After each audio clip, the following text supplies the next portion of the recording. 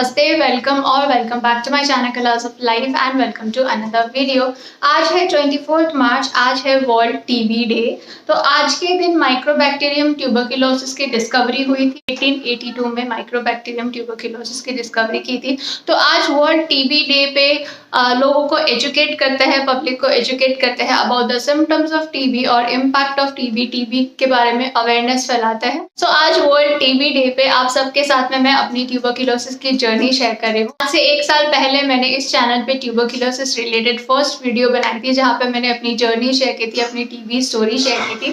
But that time मेरा treatment start होकर सिर्फ 6 मंथ्स हो गए थे। मुझे हाइड्रोसिफिलिस भी था और मैं बेड रिडन थी। मेरी मेमोरी भी इतना ज़्यादा ठीक नहीं था, तो जो वीडियो है वो इतना ज़्यादा क्लियर नहीं है।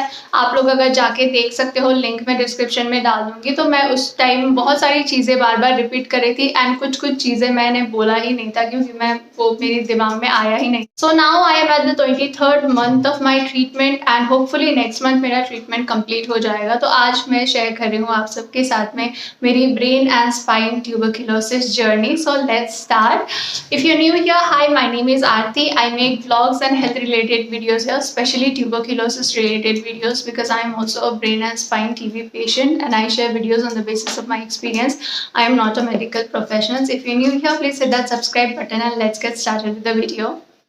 सो दिसंबर 2020 की बात है। दिसंबर 2020, 26 दिसंबर 2020 में मुझे सीवियर हेडेक स्टार्ट हुआ। अचानक से एकदम सीवियर हेडेक स्टार्ट हुआ। तो मैं अपने पास में क्लिनिक में गई। वहाँ पे डॉक्टर ने मुझे माइग्रेन और साइनस की मेडिसिन दी, क्योंकि मुझे बचपन से ही माइग्रेन और विंटर्स में साइनस भी होता रहता था। तो माइग्रेन और साइनस की मेडिसिन मैंने ली ऑलमोस्ट 10 डेज। 8 से 10 दिन मैंने माइग्रेन और साइनस की मेडिसिन ली, बट कोई फ़र्क नहीं पड़ा। उसमें से एक पेन किलर का टैबलेट मुझे दिया था। तो जब भी मैं वो पेन किलर का टैबलेट लेती तब 3-4 घंटे अच्छा सा होता, मुझे अच्छा फील होता। उसके बाद मुझे होल नाइट सीवियर हेडेक होता था। तो एक दिन मैं हॉस्पिटल में एडमिट हो गई। हॉस्पिटल में एडमिट होने से पहले भी मैंने अपना ब्रेन MRI कराया, ब्रेन CT स्कैन कराया। तो उसमें मेरे रिपोर्ट्स अच्छे थे, कुछ भी ऐसा कुछ दिखाई नहीं दिया। तो डॉक्टर ने बोला कि ये माइग्रेन ही है। लेकिन एक दिन अचानक से मुझे बहुत ही ज़्यादा सीवियर हुआ, तो मैं हॉस्पिटल एडमिट हो गई। और जिस दिन मैं हॉस्पिटल एडमिट हुई उसी दिन मैं अनकॉन्शियस हो गई। मुझे इतना याद है कि हॉस्पिटल में मुझे लेके जाके उस बेड पे मुझे सुलाया था और मेरे हस्बैंड ने बोला था कि मैं घर जाके खाना लेके आता हूँ, तुम रेस्ट करो। तो मैंने उनको बोला था कि आप मत जाओ, बट उन्होंने कहा कि कैंटीन में यहाँ पे अच्छा खाना नहीं मिलता है, तो मैं घर जाके खिचड़ी लेके आता हूँ। तो वो खिचड़ी लेने घर गए थे और मैं सो रही थी। तभी वापस जब वो आए तब मैं अनकॉन्शियस थी। उसके बाद मैं अनकॉन्शियस रही ऑलमोस्ट 1.5 मंथ, 45 डेज पूरी मैं अनकॉन्शियस थी। तो उस हॉस्पिटल में मैं रही थी 18 डेज, फुल 18 डेज वहाँ पे रही थी। एंड 18 डेज में मेरी MRI हुई, मेरी CT स्कैन फिर से हुई। लेकिन MRI में, CT स्कैन में मुझे ब्रेन TB नहीं दिखाया। तो वहाँ पे सिर्फ मुझे माइग्रेन की मेडिसिन और पेन किलर के इंजेक्शंस दे के रख रहे थे। एंड मैं उस टाइम भी अनकॉन्शियस ही थी, किसी को पहचानती नहीं थी, किसी से बात नहीं करती थी, और अगर बात भी करती थी तो डिफरेंट लैंग्वेज में बात करती थी, जो किसी को समझ में नहीं आता था। उस टाइप का मेरा माइंड हो गया था। तो वहाँ पे 18 डेज रखने के बाद मेरी फैमिली ने सोचा कि अभी इतना दिन हो गया, यहाँ पे कुछ नहीं हो रहा है, तो हम लोग दूसरा हॉस्पिटल शिफ्ट करते हैं। फिर वहाँ से मुझे दूसरा हॉस्पिटल में शिफ्ट किए। वहाँ पे मुझे एक दिन रखा, फिर 3rd हॉस्पिटल में शिफ्ट किए।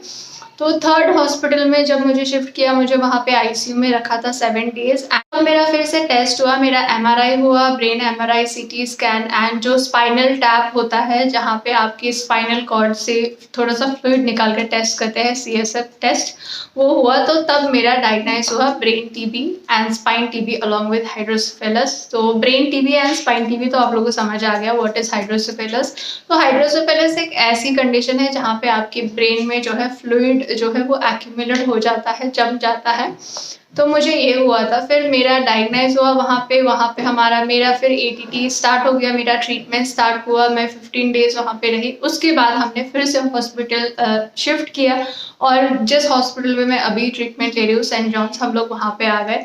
तो मेरा ATT स्टार्ट होने के 1 मंथ तक भी मैं ऑलमोस्ट 20-25 डेज तक भी मैं अनकॉन्शियस ही थी, क्योंकि यहाँ पे 18 डेज हो गया था और वहाँ पे जाके 20-25 डेज, वहाँ पे भी ATT जब मेरा स्टार्ट हुआ उसके बाद भी 20-25 डेज में अनकॉन्शियस ही थी। तो 45 डेज अनकॉन्शियस रहने के बाद एक दिन मेरा होश आया। जब मेरा टीबी डायग्नोज हुआ, टीबी के साथ में मेरा हाइड्रोसेफेलस था, तो उसके लिए मुझे सर्जरी के लिए बोला था। पहले सर्जरी के लिए सब कुछ रेडी हो गया था, एंड में हमने सर्जरी नहीं की। और जब उस टाइम मेरा टीबी डायग्नोज होने के बाद जब मैं अनकॉन्शियस थी, तो डॉक्टर ने मेरी फैमिली को ये भी बोला था कि जब तक होश नहीं आता है पेशेंट का, तब तक हम कुछ बता नहीं सकते कि इम्प्रूवमेंट होगा कि नहीं होगा। तो डॉक्टर ने उस टाइम मेरी मम्मी और मेरे हस्बैंड ही थे हॉस्पिटल में, तो उन लोगों को यही कहा था कि जब तक होश नहीं आता तब तक हम कुछ कह नहीं सकते, we are trying our best करके। तो उस टाइम मैं अनकॉन्शियस थी। मुझे कितने हॉस्पिटल्स, 3-4 हॉस्पिटल्स में मैं एडमिट हुई, आईसीयू में रही, लेकिन मुझे कुछ भी पता ही नहीं था उस टाइम का।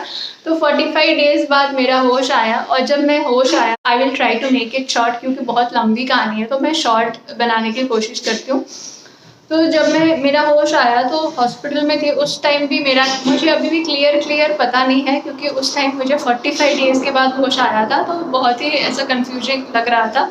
तो मैं हॉस्पिटल में थी, मैं बेड पे उठी तो मेरी मम्मी पास में थी। तो मेरी मम्मी अभी वो मुझे बोलती है कि तूने ऐसे ऐसे बोला। तो मैंने उनको पूछा कि हम कहाँ हैं ऐसे ऐसे करके। तो मेरी मम्मी ने बताया कि तुझे ये हुआ है, थोड़ा सा इन्फेक्शन हुआ है, 2-3 दिन में तेरी डिस्चार्ज हो जाएगा ऐसा करके। तो क्योंकि मैं बचपन से ही हॉस्पिटल्स बहुत रही थी, बचपन से ही थोड़ी थोड़ी बीमार होती थी, तो मम्मी ने जब बोला कि थोड़ा सा इन्फेक्शन है, 2-3 दिन में डिस्चार्ज हो जाएगा, तो मुझे उतना कुछ सीरियस लगा नहीं, कुछ सीरियस ही नहीं लगा। तो फिर मैंने अपने मम्मी को बोला कि मम्मी शाम के टाइम था, मम्मी बाहर चलते हैं ना, पार्क में चलते हैं। तो मम्मी ने बोला कि तुम चल नहीं सकती हो। तो उस टाइम मुझे थोड़ा सा ऐसा शॉक जैसा लगा था कि मैं चल नहीं सकती हूँ, मुझे बिलीव ही नहीं हुआ कि मैं चल नहीं सकती हूँ। तो उसी टाइम सिस्टर्स आए, सिस्टर्स ने मम्मी को फार्मेसी भेजी थी, और मुझे बेड से उठा के उन्होंने स्टूल पे बैठा दिया था, क्योंकि बेड में जो है उनको बेडशीट चेंज करना था। तो मम्मी ने बोला था कि तुम चल नहीं सकती हो, और मुझे यकीन ही नहीं हो रहा था कि मैं चल नहीं सकती हूँ। तो मैंने उठ के एक कदम आगे लिया था, और मैं वहाँ पे गिर गई। उस टाइम मुझे रियलाइज सच में हो गया कि मैं चल नहीं सकती हूँ। और जब इन चीज़ों को, इन मेमोरीज को मैं सोचती हूँ, तो मुझे बहुत ज़्यादा इमोशनल वाली फीलिंग आती है कि मतलब ऐसा भी दिन था। तो फिर उस टाइम मैंने मान लिया कि मैं नहीं चल सकती हूँ। फिर ऐसा ही रहा, फिर मेरा हॉस्पिटल से मुझे डिस्चार्ज, मुझे जब मेरा होश आया तो 10 दिन उन्होंने अंडर ऑब्जर्वेशन रखा, उसके बाद डिस्चार्ज दे दिया। जब मैं डिस्चार्ज होकर घर पे आई, तो that time was also very difficult, क्योंकि मुझे कैथेटर लगा हुआ था फॉर 6 मंथ्स। मुझे इतना ज़्यादा इन्फेक्शन हो गया था यूरिन में कि जितनी बार भी मैं हॉस्पिटल जाऊँ, कैथेटर निकाल के हम उसको ट्राई करें, यूरिन में पास ही नहीं कर पाती थी। मैंने यूरिन इन्फेक्शन की इंजेक्शंस कंटिन्यूसली लिए, मेडिसिन कंटिन्यूसली लिए, तब भी मुझे 6 to 7 मंथ्स जो है कैथेटर लगा हुआ था। एंड मुझे डायपर यूज़ करना पड़ता था, मैं चल नहीं सकती थी। और मेरी मम्मी ही जो थी, वो जो मुझे सब कुछ करती थी, मेरे हस्बैंड मुझे खिलाते थे, मेरी मम्मी मुझे क्लीन करती थी।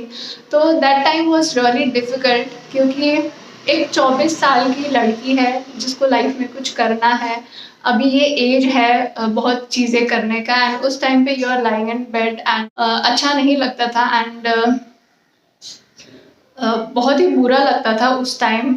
मेंटली मैं फिट नहीं थी उस टाइम। तो फिर एक दिन मैंने यूट्यूब में वीडियो बनाई, when I was at 6th और 9th मंथ ऑफ ट्रीटमेंट, तब मैंने यूट्यूब में वीडियो बनाई, यूट्यूब में मैंने वीडियो अपलोड किया। और मुझे उससे पहले लगता था कि मैं ही एक ऐसे इंसान हूँ जिसको ये बीमारी हुई है, लेकिन जब मैंने यूट्यूब में वीडियो एक अपलोड किया, वहाँ पे बहुत सारे लोगों के कमेंट्स आए कि मुझे भी हुआ है, मुझे भी हुआ है। तब से मैंने टीबी के बारे में यूट्यूब में वीडियोस बनाने स्टार्ट किए, एंड सच में इस चीज़ में मुझे बहुत हेल्प किया है। लोग कहते हैं कि मैं टीबी का वीडियो बना के उनकी हेल्प कर रही हूँ, लेकिन जो मैं टीबी के रिलेटेड वीडियोस बनाती हूँ, यूट्यूब में अपलोड करती हूँ, जो लोग कमेंट करते हैं, जिनसे मैं कनेक्ट करती हूँ, उसकी वजह से मुझे बहुत ज़्यादा हेल्प हुआ रिकवर होने में। उसके बाद जो है मैं यूट्यूब में वीडियोस बनाने में, एडिट करने में, उसी में बिजी हो गई। तब से मैंने ये सोचना छोड़ दिया कि अब मैं ठीक होंगी या नहीं होंगी। नहीं तो पहले बहुत ज़्यादा ऐसा लगता था कि ये ठीक होंगी या नहीं होंगी, क्योंकि डॉक्टर्स भी बोलते थे कि थोड़ा सा सीरियस है। और जो मेरी हाइड्रोसेफेलस थी उसकी भी सर्जरी नहीं हुई थी, मेडिसिन से ही ठीक हो रहा था, तो उसको भी वापस आने का चांस था। तो ऐसा बहुत ही ज़्यादा दिमाग में थॉट्स आते थे। लेकिन जब से मैंने टीबी के वीडियोस बनाने स्टार्ट किए, तब से मुझे इतना ज़्यादा दिमाग में थॉट्स नहीं आते थे, तब से मुझे थोड़ा सा पॉजिटिव एनर्जी मिल गई, पॉजिटिविटी मिल गई। और मैंने ट्राई किया कि हर टाइम जो है मैं पॉजिटिव ही रहूँ और कुछ नेगेटिव ना सोचूं। So after 6 months I started working with support. Support के साथ में चलने लगी। अगर मेरे पास कोई वीडियो क्लिप है तो मैं यहाँ पे लगा दूंगी। तो सपोर्ट के साथ चलने लगी मैं। फिर कभी मैं 10 कदम चलती थी, कभी मैं 15 स्टेप्स चलती थी। तो ऐसे ऐसे करके मैं सपोर्ट के साथ चलने लगी एंड विद इन 1 year मैं कम्प्लीटली खुद से चलने लग गई थी। तो कम्प्लीटली मैं खुद से चलने लग गई थी। तो अब हम साइड इफ़ेक्ट्स की बात कर लेते हैं कि टीबी की मेडिसिन से जो है मुझे क्या क्या साइड इफ़ेक्ट्स हुए। जो टीबी की मेडिसिन जो है उससे मुझे एक तो बहुत बड़ा साइड इफ़ेक्ट ये हुआ है कि स्किन एलर्जी बहुत ज़्यादा हो गई है। अभी तक आई मैं तो 23rd month of my treatment and अभी भी अगर मैं वो स्किन वाली टैबलेट आज नहीं खाऊंगी रात में तो मैं रात भर सो नहीं पाऊंगी, क्योंकि बहुत ज़्यादा स्किन में एलर्जीज, रैशेज, ईचिंग, यहाँ पे पिक्चर लगा दूंगी अगर मिलेगा तो। ऐसे रैशेज मुझे अब तक होता है। मैंने 2 बार डर्मेटोलॉजिस्ट को दिखाया एंड उन्होंने यही बोला कि जो तुम ATT ले रही हो उसका साइड इफेक्ट है, जब तक तुम ये मेडिसिन ले रही हो तब तक होगा ही होगा। तो उसको हम कंप्लीटली ठीक नहीं कर सकते हैं। तो उसको कंट्रोल करने के लिए मुझे एक टैबलेट दी है, तो वो मैं डेली लेती हूँ। और दूसरा, वॉमिटिंग, मुझे डेली वॉमिटिंग होता था। फॉर द फर्स्ट 6 months मुझे डेली वॉमिटिंग हुआ। डेली अगर वॉमिटिंग भी नहीं हुआ तो वॉमिटिंग सेंसेशन और थोड़ा सा पानी निकलना ऐसा होता था। तो वॉमिटिंग भी बहुत बड़ी प्रॉब्लम थी। उसके बाद जो है न्यूरोपैथी की प्रॉब्लम आई मुझे। जैसे पैर नम हो जाते थे, हाथ नम हो जाते थे, टिंगलिंग सेंसेशन। और एक बार तो मैं फ्लाई कर रही थी, मैं ट्रैवल कर रही थी और फ्लाइट में मेरे दोनों पैर, मतलब लोअर बॉडी पूरी नम हो गई थी।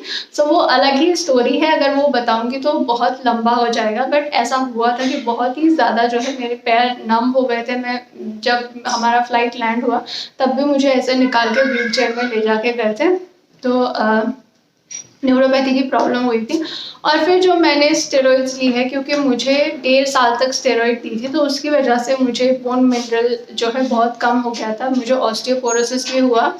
तो ऑस्टियोपोरोसिस क्या होता है, जब आपके बोन्स वीक हो जाते हैं तब आपको होता है। तो उसके लिए मैं अलग से मेडिसिन और अलग से इंजेक्शन मैंने लिए। ये थे कुछ मेजर साइड इफेक्ट्स जो मुझे हुए ट्यूबरक्लोसिस की मेडिसिन के। और भी बहुत ज़्यादा साइड इफेक्ट्स हुए हैं, लेकिन ये जो 3-4 मैंने बताया है ये बहुत ही ज़्यादा हुआ था।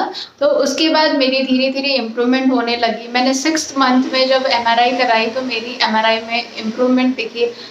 मैंने 1 year में भी कराई कॉन्ट्रास्ट MRI, उसमें भी इम्प्रूवमेंट दिखी। तो मैंने 18 month में MRI कराया तो मेरा थैंकफुली स्पाइन TB मेरा ठीक हो गया था। लेकिन जो मेरा ब्रेन TB है वो ठीक नहीं हुआ था। मेरे ब्रेन में अभी भी ट्यूबरक्लोमा है। लेकिन जो डॉक्टर ने मुझे कंपैरिजन दिखाया रिपोर्ट्स के, पहले बहुत सारे मेरे ब्रेन में थे, लेकिन अभी बहुत कम है। और होपफुली वो 6 months मेडिसिन के बाद ठीक हो जाएगा, ऐसा मुझे डॉक्टर ने बोला था। तो अभी उसके बाद मैंने 5 months और मेडिसिन ले ली है। बस मुझे 1 महीना लेना है और 1 month बाद मेरी MRI होगी। और अगर MRI में सब कुछ ठीक आता है तो मेरी मेडिसिन स्टॉप हो जाएगी। सो अभी मेरा 23rd month चल रहा है और मेरा हाइड्रोसेफेलस कम्प्लीटली क्योर्ड हो गया है। मेरा स्पाइन TB क्योर्ड हो गया है। ब्रेन TB के लिए ट्रीटमेंट चल रहा है। न्यूरोपैथी और ऑस्टियोपोरोसिस की अलग अलग से मैं दवाइयाँ ले रही हूँ। सो ये जो मैंने शेयर किया है वो मैंने ये शेयर किया है कि मेरी बॉडी ने क्या क्या सहा है इन 20 months में, 23 months में। Now I will come to how it affected my mental health. इसने मेरे मेंटल हेल्थ को किस तरह से अफेक्ट किया है, या फिर जो मेरी बीमारी है इसको लेके मेरी फैमिली का या फिर सोसाइटी का क्या रिएक्शन था। बिकॉज TB पेशेंट्स के साथ बहुत ज़्यादा डिस्क्रिमिनेशन भी होता है। तो मेरे साथ क्या हुआ ये मैं शेयर कर रही हूँ। हॉस्पिटल में मम्मी ने बताया कि इन्फेक्शन है, 2-3 दिन में डिस्चार्ज हो जाएगा। तो आई वॉज नॉर्मल, मुझे कुछ ऐसा लगा ही नहीं था, मुझे तो डर भी नहीं लगा था 2-3 दिन में ठीक हो जाएगा। बट उसी रात को डॉक्टर आई विजिट पे एंड डॉक्टर ने बोला कि अब तो होश आ गया है, अब 10-12 दिन हम अंडर ऑब्जर्वेशन रखेंगे, फिर छुट्टी देंगे और ठीक होने के लिए 1.5 साल लगेगा ऐसे। तो मैंने पूछा कि डॉक्टर हुआ क्या है। So she told me brain TB, spine TB and hydrocephalus.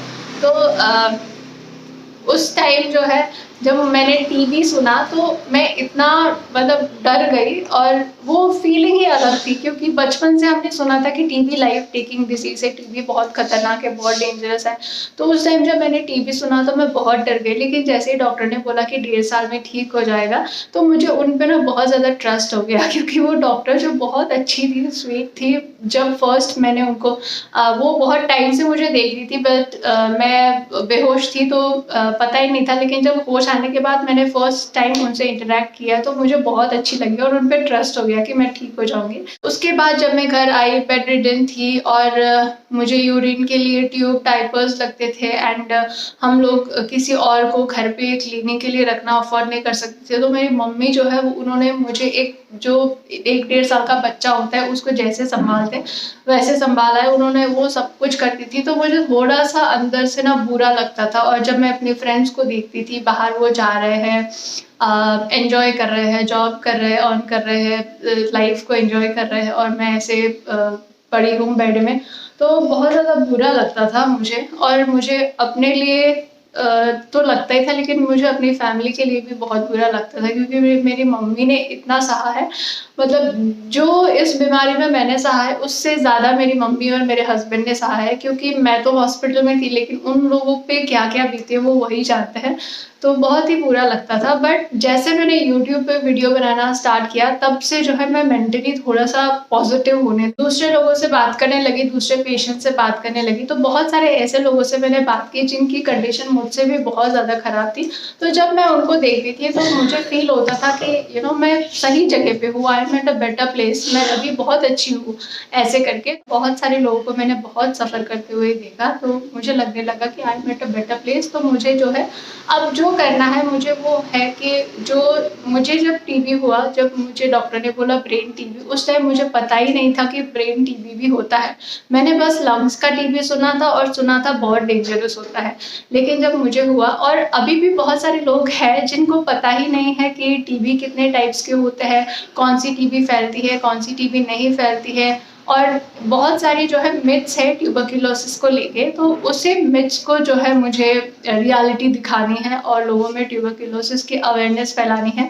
इसीलिए मैं इस चैनल पे ट्यूबरक्लोसिस से रिलेटेड वीडियोस बनाती हूँ, और एज अ टीबी पेशेंट मैं अपने डे किस तरह से स्पेंड करती हूँ, मेरी लाइफ में क्या हो रहा है, क्या चल रहा है, मैं व्लॉग्स भी बनाती हूँ। तो अगर आप लोगों को मेरी व्लॉग्स और टीबी रिलेटेड वीडियोस अच्छे लगते हैं तो प्लीज़ मेरे चैनल को आप लोग सब्सक्राइब करिएगा। So this was my tuberculosis journey in 23rd में मंथ में मेरे साथ बहुत कुछ बुरा भी हुआ है और कुछ चीज़ें अच्छी भी हुई है, और मेरा जो लाइफ को देखने का नज़रिया था वो थोड़ा सा बदल गया है, वो थोड़ा सा चेंज हो गया है। अभी मैं चीज़ों को पॉजिटिवली देखती हूँ। And I got married at the 18th month of my treatment, वो भी मैं बताना भूल गई थी। तो जब मेरा ट्रीटमेंट 18 मंथ हुआ तब मेरी शादी भी हो गई थी। एंड ये जो वीडियो है, ये मेरी जर्नी है, उसको शेयर करने का एक ही मोटिव है कि अगर आप टीबी के पेशेंट हैं, या फिर आपकी फैमिली में कोई टीबी से सफ़र कर रहा है, जिस कंडीशन में मैं पहले थी उस कंडीशन में अगर आपके फैमिली में कोई है, तो मैं आप सबको बताना चाहती हूँ कि with right treatment TB is curable.